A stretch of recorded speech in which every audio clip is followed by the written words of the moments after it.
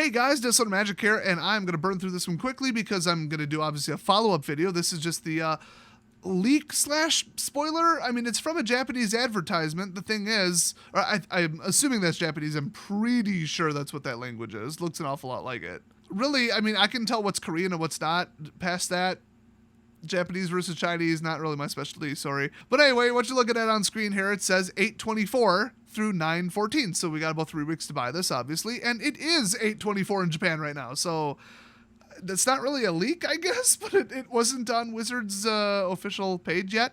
But we all know 8/24 is when they're going to launch like everything, every spoiler. We might even see all of 2022's product lineup.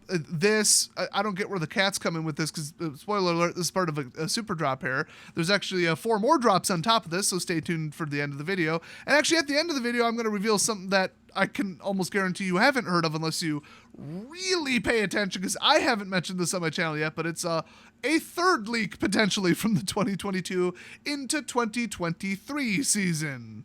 Yikes. But anyway, let's get a little sharper image here, which luckily has already come out. We've got Dak Faden, Teferi Time Raveler, and Karn the Great Creator.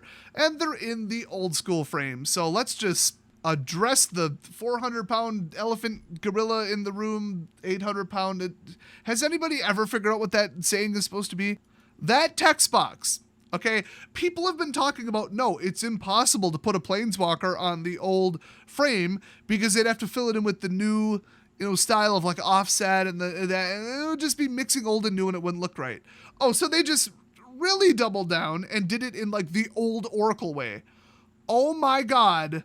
That block of text actually gave me cancer. I think my eyes are about ready to melt. I'm pretty sure I'm developing eye ligma just looking at it. And despite millions of dollars put into ligma research by Twitch streamers, they just haven't cured it yet. So you guys know, no surprise here. I mean, the community split 50-50. I literally took a poll. It had like 4,000 votes. Half of y'all are like, yeah, old frames. And then the other half is like, okay, that looks like ass. I started playing in 2013, so you could guess what team I'm on. But I mean, okay, let me just throw this out here, okay? I know this is going to be controversial. I don't care. Everything I say after this is going to be too, so welcome to my channel. There's a difference between, okay, I watched Neverending Story 2 as a kid. It was like my favorite movie, and I watched it as an adult, and what the hell was I thinking? That movie is complete ass. Or, oh, I played this video game on Sega Genesis, and it was great. And then you come back and play it as an adult, and you're like, this game is awful. Wow, I was wrong. Nostalgia glasses. And then there's like people who restore 1970s cars because they owned one as a teenager and they want like a restored one because it was cool back then, and it's important to them, and they'll be the first to admit, yeah, the handling, the weight, the like physical material science, the efficiency, the safety rating, the like I said, handling just because of the weight and the wideness, everything about the car is worse. All things about modern cars are better. Although style and beauty is in the eye of the beholder, but they just want one because they used to have one in nostalgia. It's that simple. Ones who say, no, modern cars aren't better, well, they factually are. And factually, those white titles on a light background is a stupid idea, okay? Can we just at least admit that? Old cards were poorly designed, the frame was shit, the background was shit, the printing was shit, the font was shit, and this text box is shit, okay? Can we at least admit that? If you still like them better because style and nostalgia, great, I get it, no problem. Not going to say you're wrong. But if you say these look better or these are the superior way to design a card, you are incorrect. They are less readable, and my God, that text is amazing. It is a marvel. So anyway, moving on. I do like how they went with the old style art. Now, I don't think the old art looks better. Shocking, I know. I learned Photoshop between like 2003 and 2008. Computer assisted stuff and, just them hiring better artists, I guess. Although it's a look. I mean, like the one in the middle, Adam Rex, if you look at the rest of his artwork, you're like, oh my gosh, that takes so much more talent. It's all like hand drawn. The guy's amazing. So he did that because that's what he does. And he has like an older style look, kind of. So that's what they went with. And I do appreciate that they matched the art quality and the drawing style to the frame. It's not all just, computer aided gradients and all this other crap and, a bunch of post-processing. Now that said, my God, first of all, Dak Faden, that is literally Markiplier. Okay, that is Markiplier right there. I don't care what any of y'all say. Second, Teferi Time Raveler.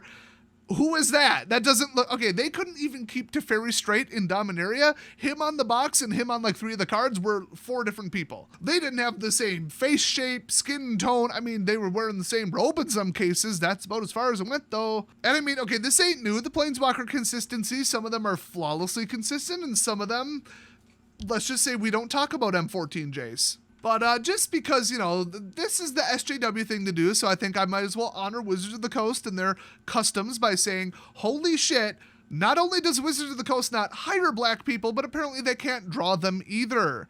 Totally joking, not a serious comment. I'm just saying, if I was a psychotic SJW manufacturing controversy where there was none and making everything about race, I would actually sincerely say that comment. But I'm actually just joking. I have to actually explain the joke to these lefty dumbasses who are like, you're just doing the same thing Wizards does and that you accused them of. Yeah, that's the joke. I'm parodying them, you morons. But like, seriously, okay, no shade at Adam Rex unless he is some known racist. Who knows? They'd probably still hire him. I have no idea. I don't know who he is. He looks great. His art looks great. I don't know anything about him. But looking at a picture of him, I would describe him as extremely white, and that's coming from me. And he drew Teferi with a gigantic nose and completely inaccurately.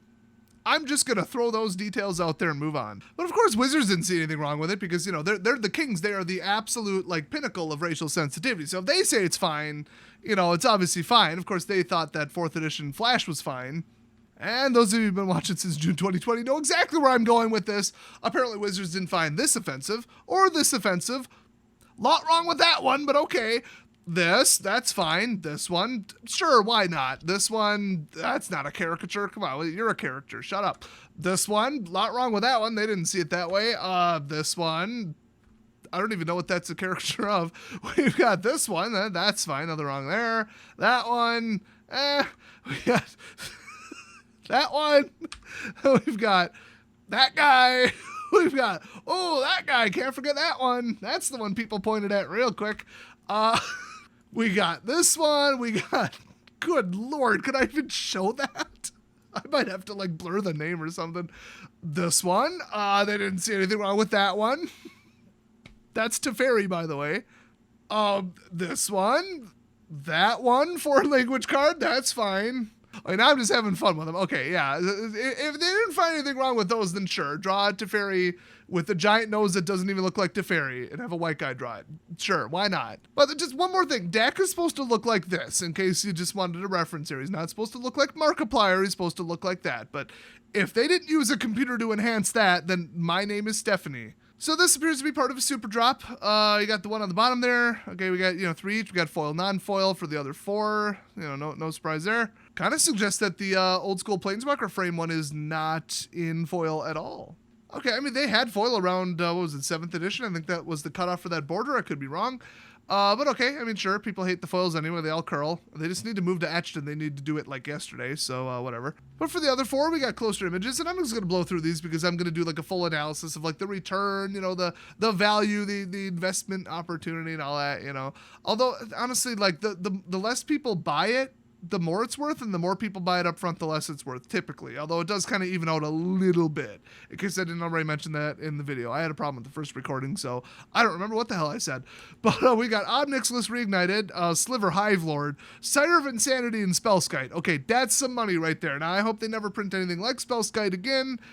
Really, it's Phyrexian Mana, that's the problem. It's basically a free counterspell, but worse, but it's conditional, so it's like, is it worse? It's really just like a half-assed redirect. But I mean, you could actually grab a kill spell out of the air, so yeah, people really don't like that card, and that's one of my top 10 most hated cards in the entire game, by far. I despise that thing. You shouldn't be able to basically counterspell a kill spell with 0 mana open, fully tapped out. That's ridiculous. That said, the card's like I don't know, $50 or something. So I mean, this looks pretty valuable. Just my initial. So next up we got Brazen Borrower, which that's some cool looking artwork. I kind of like that. I kind of like this whole style actually. I don't know what style this is, but it's like slightly exaggerated, but really colorful. I don't know. I really like that. But yeah, that's pretty valuable. We got Vindictive Lich. Okay, I haven't seen him get reprinted in a while, I think. We got Meandering Tower Shell, which I mean that card's amazing. Oran Frostfang and Thragtusk. Okay, yeah, some big names there. And then we've got Carpet of Flowers, Karmic Guide, Sanctum Prelate, and Sphere of Safety. We actually saw the artwork on Sanctum Prelate. No joke, it was leaked in late 2020. But it was on Jake Viper's website, so nobody saw it, me included. No offense, just speaking the truth. It's because the artist, his last name is Voss. I can't actually make out his first name there, and I don't remember it. But Mr. Voss here, they had announced that they're working with him on an upcoming Secret Lair. I mean, for all I know, I covered the news story. I have no idea, but like without something to see.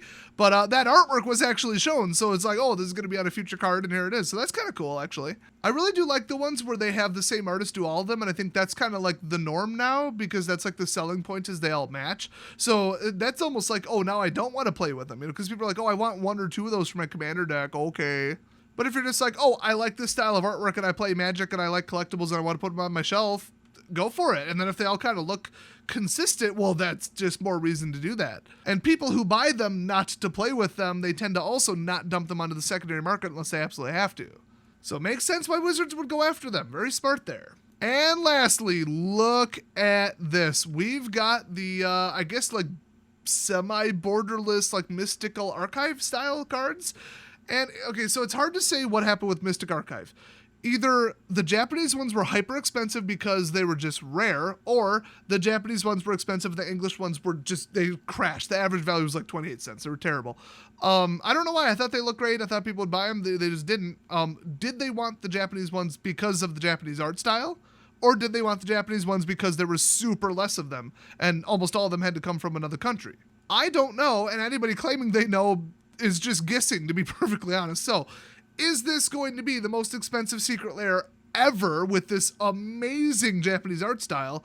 Or is it not, because everybody's going to order it to death and they're going to print to demand, because that's how they all do it now.